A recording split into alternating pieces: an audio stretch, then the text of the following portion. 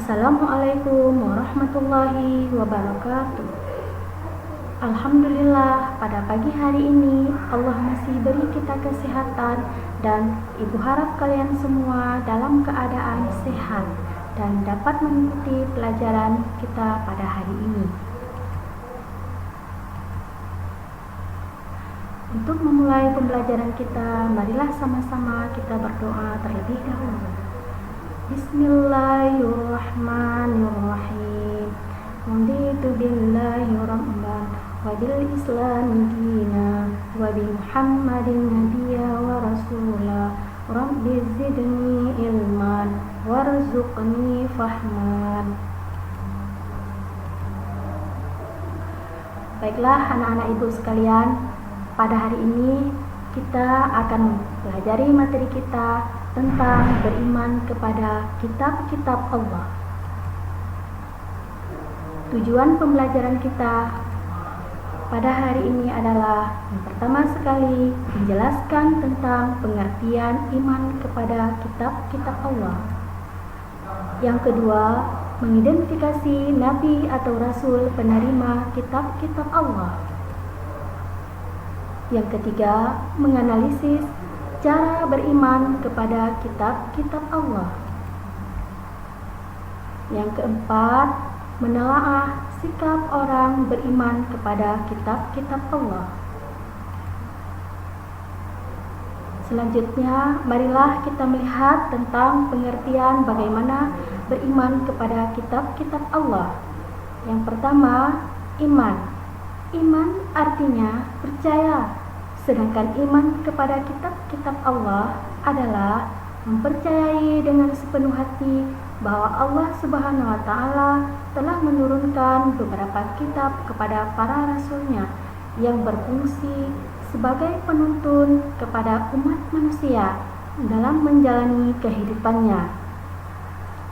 Maka dengan demikian, setiap orang yang beriman kepada Allah wajib beriman kepada kitab-kitab Allah. Tujuan diturunkannya kitab-kitab Allah agar manusia beribadah pada Allah Subhanahu wa Ta'ala semata tanpa menyekutukannya dengan suatu apapun. Maka anak-anakku, sekarang kita akan melihat kitab dan rasul penerimanya.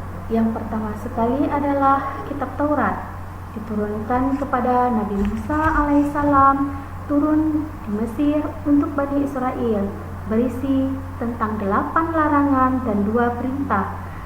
Yang kedua adalah kitab Zabur, diturunkan kepada Nabi Daud alaihissalam, turun di Yerusalem untuk Bani Israel, berisi tentang pujian kepada Allah, zikir, doa, nasihat, dan hikmah. Yang ketiga adalah kitab Injil, turunkan kepada Nabi Isa alaihissalam, turun di Yerusalem untuk Bani Israel, berisi tentang tuntunan hidup zuhud dan isi kitab-kitab sebelumnya. Dan yang terakhir adalah kitab Al-Quran, turunkan kepada Nabi Muhammad SAW, turun di Mekah dan Madinah untuk seluruh kaum, berisi tentang akidah, hukum-hukum syariat, dan muamalah, penyempurna kitab sebelumnya. Sedangkan kandungan kitab-kitab Allah, yaitu kitab Al-Quran, yang pertama sekali adalah tauhid, yakni tentang keimanan kepada yang gaib, kitab Allah dan akhirat. Yang kedua adalah syariah yang berisi hukum-hukum Allah. Yang ketiga adalah akhlak, yakni tentang pedoman berakhlak. Selanjutnya yang keempat adalah ibadah, yakni tentang ketentuan hubungan manusia dengan Allah. Yang kelima, muamalah, yakni tentang ketentuan hubungan dalam kehidupan sosial. Yang keenam adalah sejarah, berisi tentang kisah-kisah para nabi dan rasul dan umat terdahulu. Yang ketujuh, wa'ad dan wa'id, yaitu janji-janji Allah kepada orang yang beriman dan kepada orang kafir akan adanya balasan di hari kemudian. Baiklah anak-anak, sekarang kita akan melihat bagaimana cara-cara beriman kepada kitab-kitab Allah. Yang pertama sekali, beriman dan meyakini bahwa kitab suci tersebut diturunkan dari sisi Allah Subhanahu wa taala. Yang kedua, beriman dan mempercayai nama-nama kitab suci yang kita ketahui. Yang ketiga, meyakini kebenaran informasi yang terkandung di dalamnya dan mengamalkan kitab yang terakhir dan menghapus kitab-kitab sebelumnya. Sedangkan sikap orang yang beriman kepada kitab-kitab Allah, dianya yang pertama, manusia akan mengakui keterbatasannya, sehingga dalam menjalani kehidupannya mereka tidak sombong. Sedangkan yang kedua, orang yang mengimani kitab-kitab Allah dalam belajar dari orang-orang yang hidup pada masa lampau.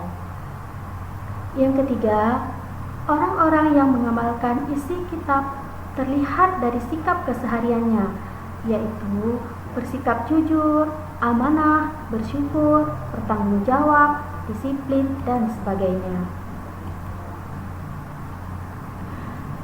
Sedangkan sikap orang yang mencintai Al-Quran maka akan tampak yang pertama sekali membaca Al-Quran secara rutin.